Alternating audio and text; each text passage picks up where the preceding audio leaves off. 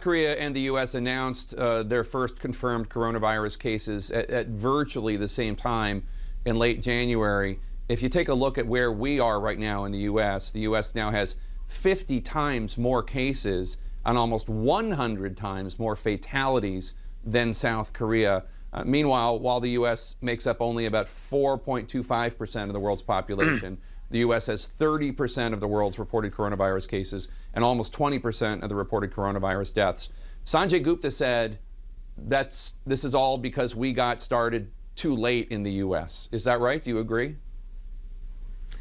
You know, it isn't as simple as that, Jake. I'm sorry. I mean, to just say this is all happening because we got started too late. Obviously, if you look, could you have done something a little bit earlier? Would it have had an impact?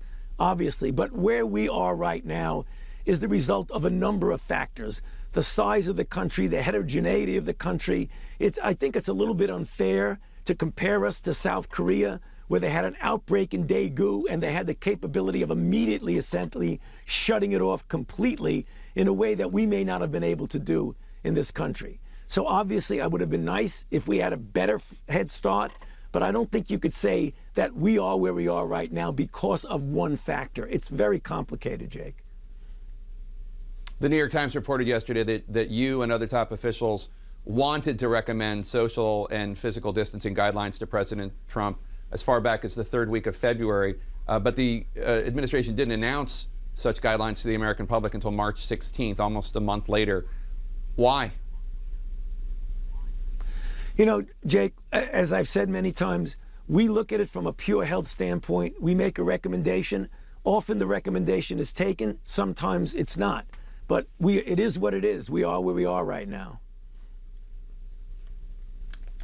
Do you think lives could have been saved if social distancing, physical distancing, stay-at-home measures had started third week of February instead of mid-March? You know, Jake, again, it's the what would have, what could have. It's very difficult to go back and say that. I mean, obviously, you could logically say that if you had a process that was ongoing and you started mitigation earlier, you could have saved lives. Obviously, no one is going to deny that.